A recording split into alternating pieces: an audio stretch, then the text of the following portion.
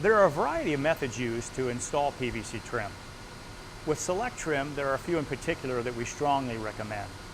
First, when it comes to the trim around windows and doors, which we're going to cover here first, it's a good idea whenever possible to assemble those parts first prior to applying them to the wall. Use a good PVC cement at all the joints, with the exception of maybe fascia board or freeze boards, where you want to create a scarf joint or even better yet a shiplap joint to help manage the expansion contraction of those long pieces. And also, we really prefer that you use the Cortex screws and plugs to fasten the product to the wall. And we'll get into that a little bit more later. Working with cellular PVC is a lot like working with wood. So the tools and methods that we use are very similar. And there's a variety of different profiles within the Celect product line that will enable you to create a variety of different trim styles, such as the one that I'm going to show you here. Now you'll remember that we put 1x2 furring around the window so that we could bump our trim out and create the necessary pocket for expansion and contraction of the siding. But you might notice here that I added a second 1x2 at the top and a second 1x2 here at the bottom. The reason I did that is because the trim style that I'm going to put together incorporates not just 1x4 trim, but also a 1x6. So as a rule of thumb, if you're using 1x4 trim, one furring strip is sufficient. If you're going to be using anything wider than that, you'll probably want to add a second furring strip. In this case, it's a 1x6, so I'm going to put these two furring strips tightly together. If I were doing something a 1x8 or a 1x10, I'd probably spread these two apart a bit, but still keeping in mind that I need to create that necessary pocket depth behind the siding. So I would adjust them accordingly. To begin, obviously we need to get the measurements of the window. Now, because we know that the window trim does expand and contract a bit, when we're measuring the window, we want to add a minimum of 1/8 of an inch to the width and 1/8 of an inch to the height of the window in order to allow for our expansion and contraction to happen without pinching the window at all. I also added to my window measurements to take into account the size and material I'm going to be using around the window. For example, along the sill I extended the measurement by 7 inches because along the jambs I'm going to be using 1x4. And now that I've got all my parts measured and cut, it's time to begin assembling them. As we said before, whenever possible, it's always a good idea to use PVC cement along all the joints. But really, the magic of getting all these parts assembled and held tightly together prior to applying them to the wall is this tool right here. This is called the Craig jig.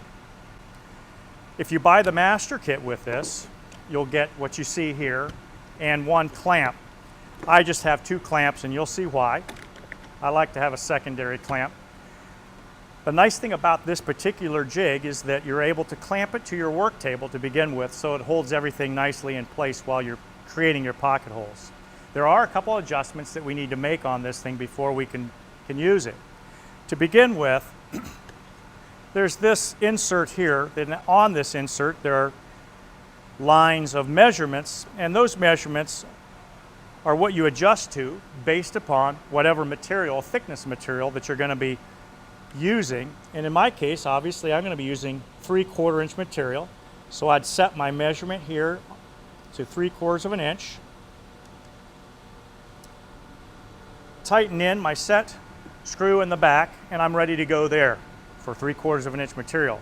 The second thing that I want to do is adjust my drill bit.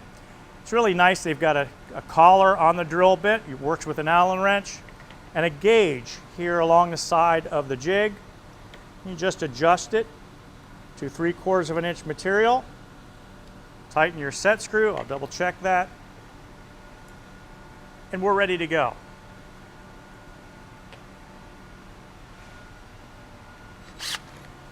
Now to use the jig, simply put your board in. Make sure that you keep the backside towards the fence here. A nice system to actually clamp your board into the jig itself, and then you're ready to drill.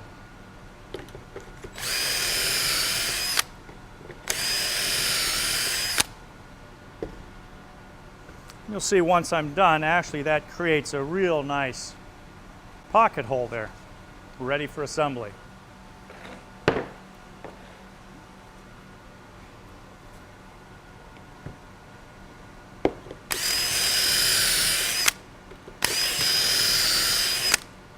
Now that I've got the pocket holes drilled in my side pieces, I can begin to assemble the basic frame around the window.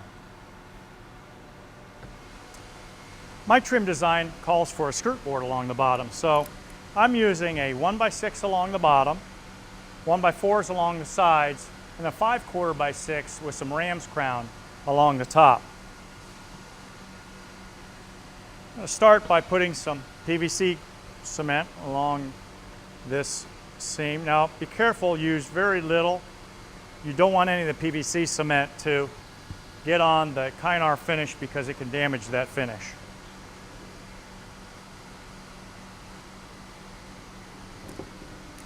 Use the Craig clamps to actually hold these two parts together very even so you don't have any problems with the unevenness of the boards. Now the screws you want to use, make sure that you're using their Blue Coat weather resistant screws.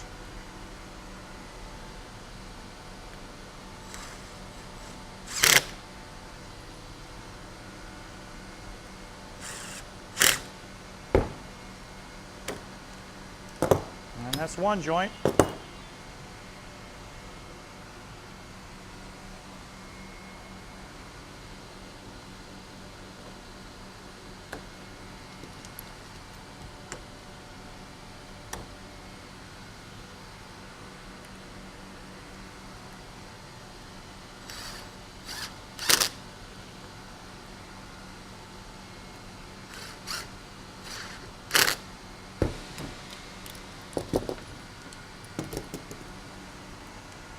Now I can go ahead and put my header on. Now, but because it's 5/4, I'm not going to use the clamps. I'm just going to hold it by hand in position.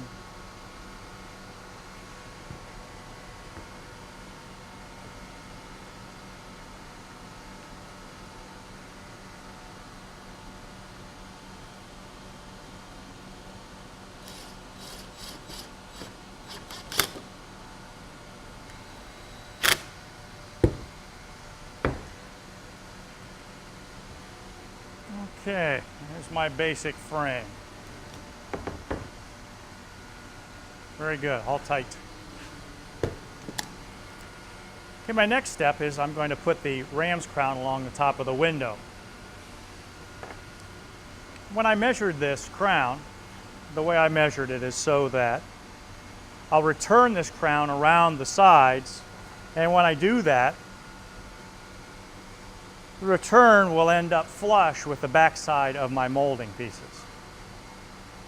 I'm going to glue these returns on first using PVC cement, but also something else here.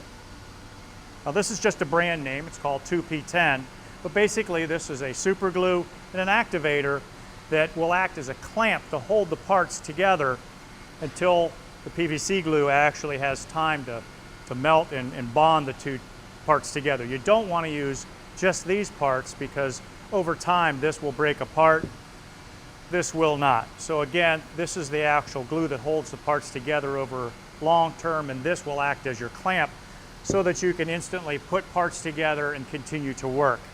This activator actually just makes this glue react right away.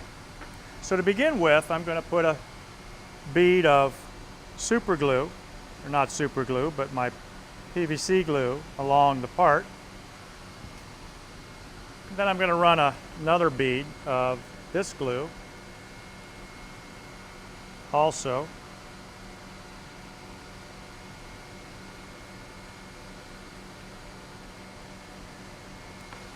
And then on my other part, I'm going to spray some of this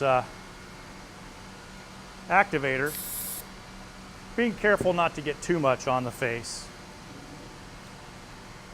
The easiest way I find is to line up the tip of your part, of your miter, and then just bring it back and hold it for a second, and you're ready to go. Again, that's the activator, the super glue acting as your clamp. But one thing to note is make sure that you have everything lined up, because there really is very little time to adjust anything. So I'll just do the other side as well.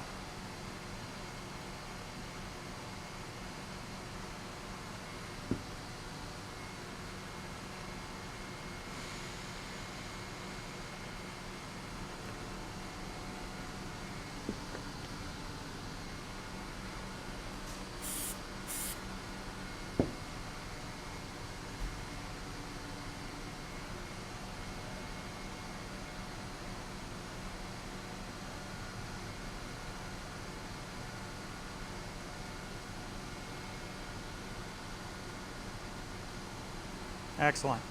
Okay. Now we'll be able to place the ram's crown down on to the header. Before we do that though, we'll run some PVC cement along the top. We'll place our crown molding down on top of that, aligning it with the top of the header. Then we're just going to fasten it through the back using some bugle head screws.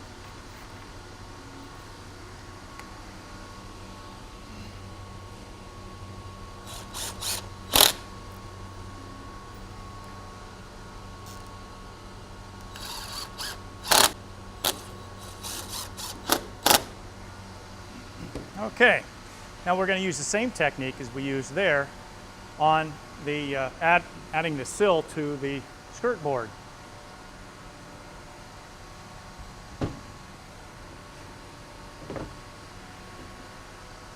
Run a little PVC glue, and then we'll align the top of the sill to the top of the skirt board and fasten it down with some bugle head screws.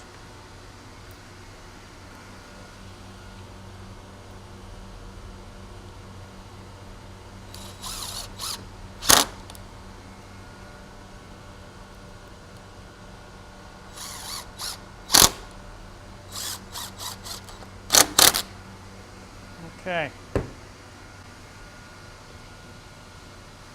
Now we have a complete window frame ready to go on the wall.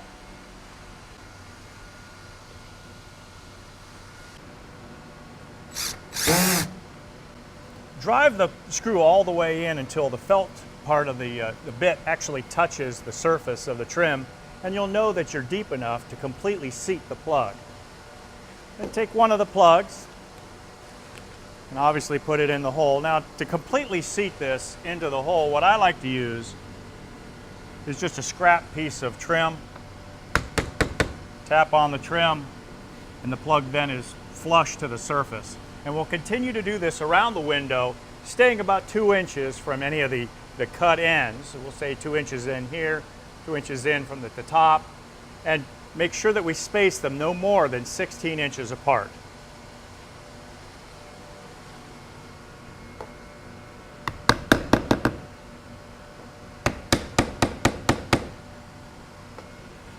Now once we've got the plugs, the screws and the plugs entirely in around the window, the last thing to do really is to finish coat these cut edges so that they match your trim.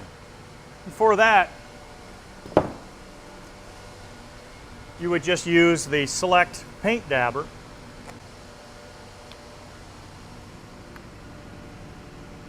So I'll just take the applicator and again just kind of dab it on the edge.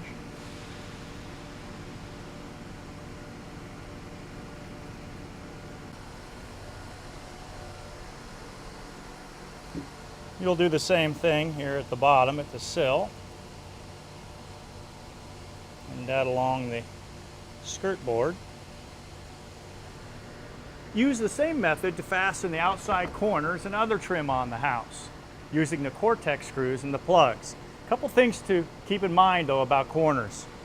First, make sure that you aren't placing any fasteners in that pocket, going through the siding and pinning the siding. It should always be in the furring strip. Secondly, Make sure that you aren't drawing the corner one way or the other. Square it up on those furring strips so that it's not tight against the siding on either side. There should actually be a small gap between the siding and the corner itself.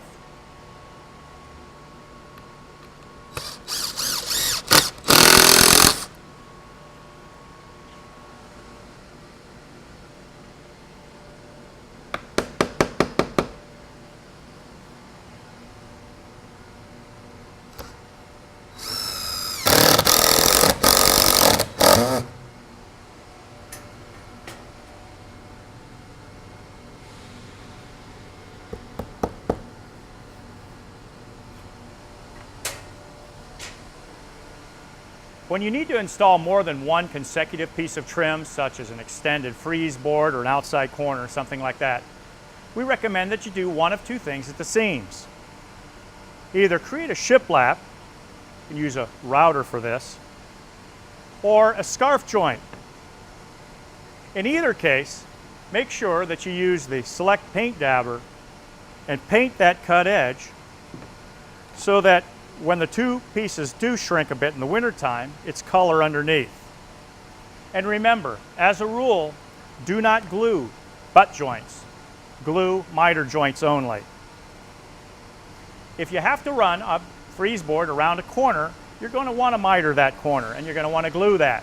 For that reason, we recommend that you only have a piece of 4 foot long on either side of that miter. That way, there's not a lot of movement in the wintertime for that, and the miter will stay closed and glued very nicely, and all the expansion will happen with the larger butt joints. Let's review the basics. First of all, when trimming around windows and doors, it's a good idea to assemble the pieces prior to applying them to the wall. And when you're measuring for those pieces, remember, measure 1/8 of an inch large on the width and the height to give some room for the movement of the product. Glue and screw the pieces together. Using a Craig jig is a great way to do that quickly and easily. Fasten the pieces to the wall using the Celect Cortex screws and plugs, and make sure that those screws only go through the 1x2 and not the pocket so it won't pin the siding to the wall. Make sure the fasteners are no more than 16 inches apart. And when you're doing long extended pieces like frieze boards or fascia boards, make sure that you use a scarf or a shiplap at the joints. And lastly, use the Celect paint dabbers to cover over all the fresh cuts and areas where you need touch-up. Now let's take a look at some video from an actual job site.